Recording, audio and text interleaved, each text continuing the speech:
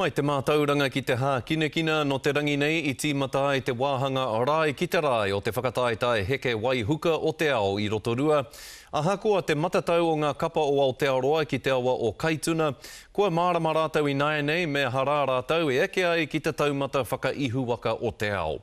I te awa o te Kaituna, a Kere Amaright I te rangi nei.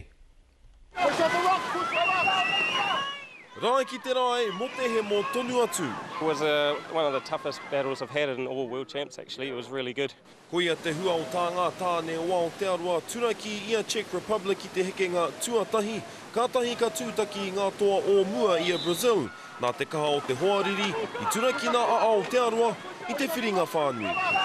Started really close. We came up side by side and we battled for the first 30 seconds side by side. It wasn't until we got to the first wave and they shot out just ahead of us.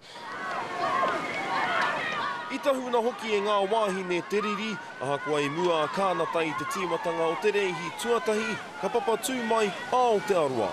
We got them on a rapid where you turn around a corner. We went wide, we come back together and we managed to push them out to the side. So we had a really good run.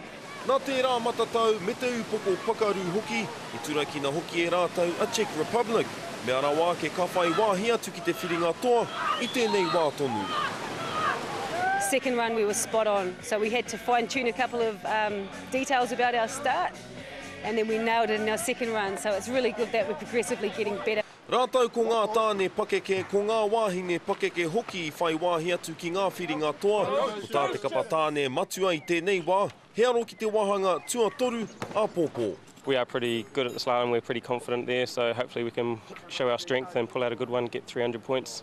O te ake e rā hua katoa ka whakarāngai ake I ngā kapa o Aotearoa, ka tīmata ana te whakataetae tomo kēti ki runga o Tarawera a pōpō. Kere Amaright, te karere.